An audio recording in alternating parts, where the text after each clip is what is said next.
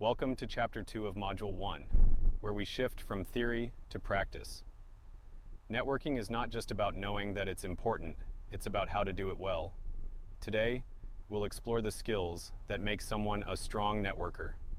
How to introduce yourself, how to listen actively, how to communicate with confidence, and how to build relationships over time. We'll also address the barriers many of us face, like shyness, fear of rejection, or not knowing what to say. By the end, you'll have concrete tools you can apply in real networking situations. One of the most powerful networking tools is your elevator pitch, also known as your self-introduction. It's called an elevator pitch because it should be short enough to deliver during a quick elevator ride, about 30 seconds. The structure is simple: who you are, what you do or study, and what you're interested in. For example, "Hi, I'm Daniel, a computer science student passionate about cybersecurity. I'm currently exploring internships to apply my knowledge in real-world projects." Notice how it's clear, short, and shows direction. You don't need to sound fancy. What matters is clarity and authenticity. This small introduction is often the first step toward meaningful conversations.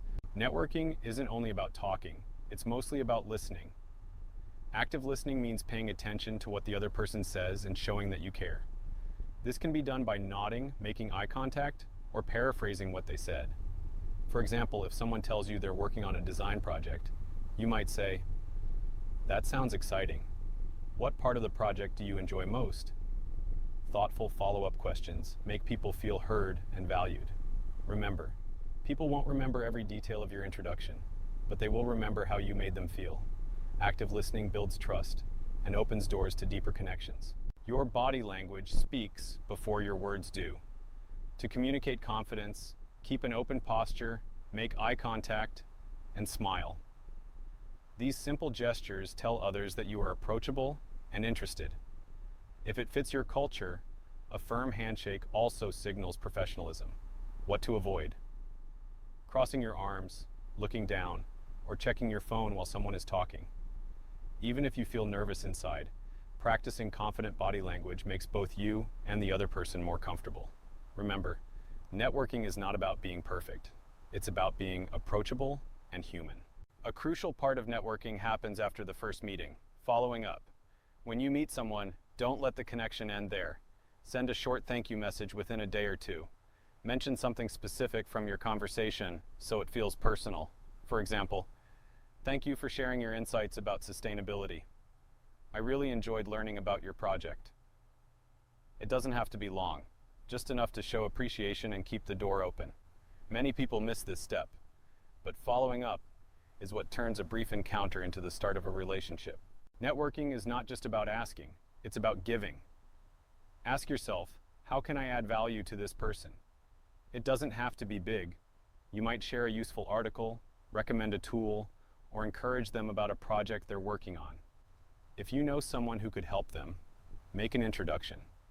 Even small gestures show that you care, and they make relationships reciprocal instead of one-sided. When people see that you add value, they are much more willing to help you in return. That's how strong, balanced networks are built. Networking is not about one-off meetings. It's about relationships that last. To keep connections alive, check in occasionally, even if it's just to say hello. Celebrate people's milestones, a graduation, a promotion, or a new project. Share encouragement when they post online or speak at an event. Think of networking like a friendship. You don't have to talk every week, but staying connected keeps the bond strong. Over time, this long-term approach creates networks that are reliable and genuine. Many people believe introverts cannot network well, but that's not true. Introverts often excel in one-on-one conversations and in building deep, meaningful relationships. To make networking easier, prepare a few questions in advance, like, what projects are you working on? Or, what motivated you to choose your career? Set small goals for events, such as talking to just 2 people instead of trying to meet everyone. Remember, quality matters more than quantity. Networking isn't about being the loudest in the room. It's about being genuine and intentional. Fear is one of the biggest barriers to networking. Many worry about rejection, but rejection is not personal. It's simply redirection to other opportunities. And most people are actually open to meeting new people. Avoid common mistakes that harm relationships. Don't dominate conversations. Don't only reach out when you need help. And don't forget to follow up. Networking is like planting seeds. You must nurture them consistently. Once you stop fearing rejection and avoid these pitfalls, networking becomes much more natural and rewarding. To wrap up this module, let's summarize the key takeaways. First, prepare and practice your self-introduction. Second, focus on active listening. Be curious and ask thoughtful questions. Third, use confident body language to create positive impressions. Fourth, always follow up and look for ways to add value to others.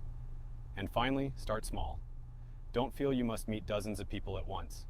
Building effective networking skills is like building a muscle. With practice and consistency, you'll become more confident and capable. Here are 3 resources if you'd like to keep improving your networking skills. The book How to Win Friends and Influence People is a classic guide on communication and relationship building. The podcast, The Art of Charm, dives into real stories and strategies for connecting with people. And on YouTube, Vanessa Van Edwards' People School channel offers science-backed tips on body language and social skills. Each of these will give you fresh, practical ideas to put into action. Thank you for your attention. Well done for completing Chapter 2. Before you go, do not omit to visit the Youth Living Labs Academy by scanning the QR code to get access to the full training material. See you next time.